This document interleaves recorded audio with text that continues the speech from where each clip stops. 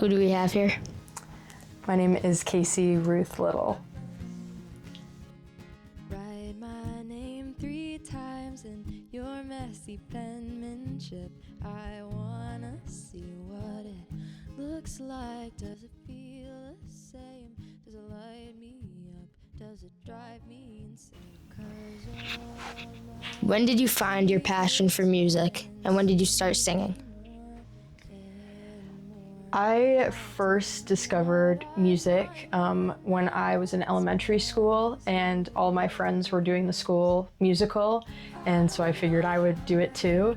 And a big part of being in musicals is singing, and that's where I first kind of figured out that, hey, I'm kind of really into this thing and kind of good at it. And so that's where my passion really first started for music.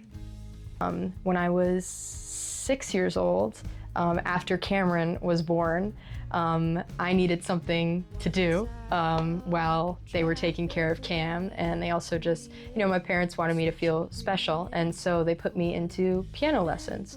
And I lasted about 6 weeks, and then the instructor really wanted me to sing as I was playing the piano, and I wasn't rocking with that. I did not want to sing in front of him, which is really ironic now, considering that is the way that I make my money and that's what I do for a living. But yeah, I lasted about 6 weeks in piano lessons, and then was up and out of there because I didn't want to sing in front of him. And then that's when I got into musicals. When I really started working on my songwriting skills, and I would play it for more people. I wasn't keeping them hidden and secret and just playing them for myself or my mom. And from there I started performing out in restaurants. I started doing that when I was 15 years old, and that was my weekend job. Like, all my other friends were working in restaurants as bussers or, in cafes and such, and I was singing in restaurants on the weekends until like 10 o'clock at night, and then going to biology the next morning at 8 a.m.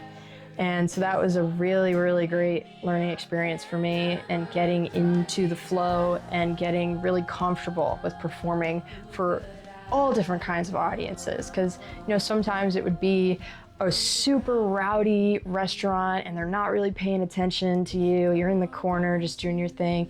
And other times it would be like super high end, like seafood restaurant where I'm on a little stage in the corner and everyone's looking at me. And so that dichotomy and that back and forth really, really helped me get comfortable performing in a wide variety. How do you get inspiration for your songs? I get inspiration for writing from pretty much everything. I get it from my own life, but I'm also the therapist friend for many friends of mine, and so they'll come to me to ask for advice with whatever relationship or life issues they have going on. And then sometimes I'm like, that would make a really good song. And I'll start writing one, and then I kind of show it to them and ask if it's okay for me to continue. And then I keep writing that. So from pretty much anywhere and everyone. Who do you look up to the most in the music industry? The artists that I find myself gravitating towards and being inspired by are the ones who started from ground zero. And those really are, to name a few, Lizzie McAlpine is a big influence for me. She's an indie artist, independent artist as well. Phoebe Bridgers, she didn't go to music school. She created all of her connections on her own, and just went out and tried it, and, threw herself to the wind and hoped something stuck. And, those artists, I feel like it's so much more rewarding for them at the end of the day, performing in front of these huge crowds, because they really started from nothing with zero connections at all. And that is what inspires me the most, because if they can do it, so can I. Tell us about your coolest experience in your music career so far. The coolest experience in my music career so far has got to be getting to be featured on NPR. For those of you who don't know what NPR is, it stands for National Public Radio. And it is one of, if not the biggest radio stations in America, if not the world. And they do a series on their YouTube called Tiny Desk Concerts. You may have heard of them. They have had everyone from, like, Mac Miller was one of their first ones, up to hugely, wildly famous names like Harry Styles and Taylor Swift, and recently Sabrina Carpenter, all these huge, the biggest names in music, down to little indie artists. And back in 2024, they were doing their yearly Tiny Desk contest, where any musician in the US can submit one of their original songs and be featured on NPR. And the winner actually gets to play a Tiny Desk concert. And the rule is you cannot be signed to a label. So it's only small, tiny indie musicians. And I submitted mine on the very last day. I told nobody because I was like, I'm not gonna get picked for this. I'm a girl sitting on my bed with a guitar, which is like every entry ever to that.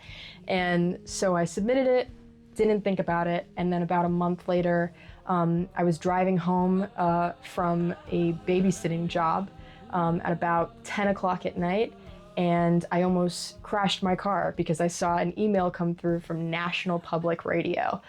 Let's keep it going, man. What do you got? Rhode Island we're going to next. I don't think I've ever had an entry in Top Shelf from Rhode Island. Maybe I'm wrong. This is Casey Ruth Little, and the song is called Smudge on the Lens.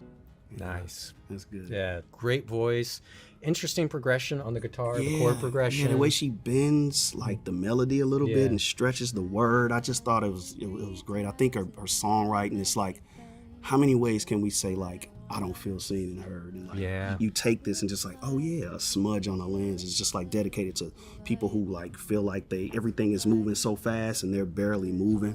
I think it's brilliant. We're going to talk about some other singer-songwriters where it's just someone person in their guitar, got so many entries like that. Mm-hmm. I've always thought that was a really hard space to stand out in. It is. Because there's so many singer-songwriters, person in the guitar, and to cut through, like you said, like let's call it 3 out of 5. It's a guitar, which is, musicianship at its purest, right? Right. You just, that's all you're getting, but it's so hard to cut through, and this one just got me. Yeah.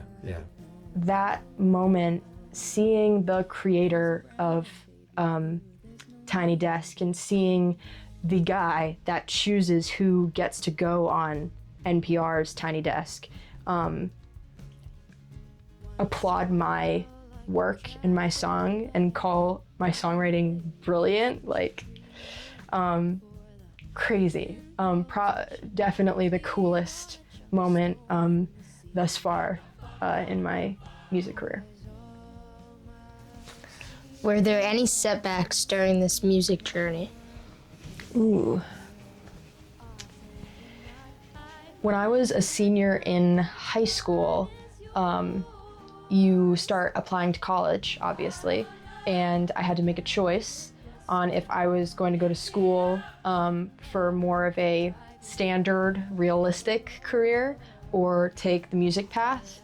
And that was a big crossroad point for me, where I had to really choose if I was going to pursue my passion and kind of risk it a little bit or go the more stereotypical route. And with encouragement from the people closest to me, I decided to give it a go and try my hand at what I love most, which is music. Another big thing that people don't really talk about when you are starting to pursue music as an indie or independent artist is that you start out with 0 connections and you really have to build that up yourself. And so the way I did that was by cold calling and cold emailing and cold showing up to different recording studios in Rhode Island and in Massachusetts, and DMing producers and musicians that I admired on Instagram, and really just trying to create my own web of connections from right here in Rhode Island and Bristol. So what does the future hold for Casey Ruth Little? The future holds so many great things for Casey Ruth Little. I'm so excited to be releasing my first EP, which is like a baby album. of 6 songs that I've worked so hard on and have been editing and getting ready for about 6 months now, and did a really cool photo shoot for. I'm just so excited, and I'm gonna release that and then do a little tour, a little local tour, and perform some shows of my own. So yeah, the future holds great things, and hopefully only up from there.